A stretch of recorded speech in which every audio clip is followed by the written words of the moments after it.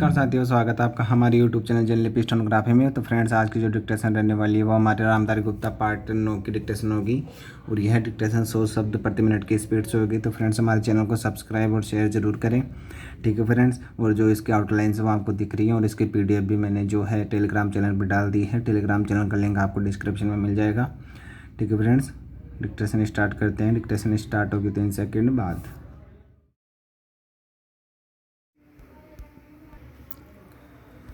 महोदय, बच्चे किसी भी देश के भविष्य होते हैं, यह यथार्थ सत्य है और सदियों से इस ओर विशेष ध्यान देने की आवश्यकता पर बल दिया गया है। जन्म से लेकर बच्चों के स्वास्थ्य, रहन सहन और उनकी शिक्षा को लेकर उनके माता पिता का चिंतित होना स्वाभाविक है, लेकिन तेजी से अपनी जड़ें जमा रहे भौतिकवाद ने हर छोटे बड़े समाज के सामने ऐसे कई सवाल खड़े कर दिए हैं कि बच्चों को किस तरह उनका हक दिलाया जाए जिससे वे आगे चलकर मजबूती और आत्मविश्वास के साथ समाज के सजग प्रहरी बन सकें।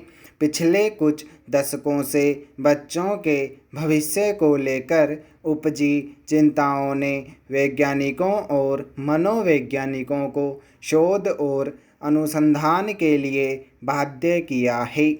नित्य नई नई समस्याओं ने माता पिता को दुविधा में डाल दिया है। एक और जहां जीवन यापन के लिए महिलाएं भी पुरुषों की तरह कमर कसकर घर की चार दीवारी से बाहर निकल रही है, वहीं इसके कारण सदियों से चली आ रही सामाजिक संरचना गड़बड़ाने लगी है। आजीविका कमाने और अत्यधिक सुख वैभव की चाहत ने हर दंपति को जीवन शैली बदलने पर मजबूर कर दिया है।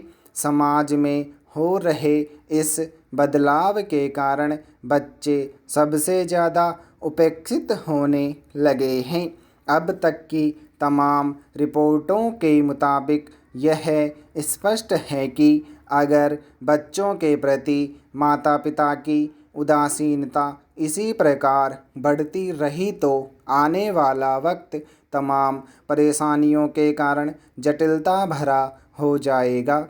बच्चों के सर्वांगीण विकास के लिए जो सबसे पहली समस्या सामने आती है वह है उनका स्वास्थ्य। माता पिता अपने बच्चों के स्वास्थ्य को लेकर चिंतित रहते हैं। अपने सामर्थ्य के अनुसार वह कम से कम बच्चों के खाने पीने में कोई कोर कसर बाकी नहीं रहने देना चाहते। इस प्रयास में अक्सर यही देखा गया है कि माता पिता खाने पीने के मामले में बच्चों पर मनोवैज्ञानिक दबाव रखने में लगे रहते हैं। उनकी कोशिश यही रहती है कि उनका बच्चा हमेशा खाता पीता रहे और फिर यह होता है कि बच्चे के खाने पीने का कोई समय निर्धारित नहीं हो पाता और उनकी आदतें बिगड़ जाती है। ऐसे में खाने पीने के कारण कई प्रकार की समस्याएं पैदा होती है। इन बच्चों में मोटापा होना प्रमुख है। अगर आंकड़ों पर नज़र डालें तो पता चलता है कि विकसित देशों में खास तौर से बच्चों का मोटापा चिंता का विषय बनता जा रहा है। पिछले 5 दशकों से खास तौर से अमेरिका में मोटापे के शिकार बच्चों की संख्या दोगुनी हो गई है। कुल मिलाकर 6 से 17 वर्ष की उम्र के ऐसे अमेरिकी बच्चों की संख्या लगभग 47 लाख थी। यही नहीं, इस उम्र के मोटापे के शिकार बच्चों का कुल औसत 10.9% था। ऐसे बच्चों की प्रतिशत औसत की तुलना में 2 गुना से अधिक थी।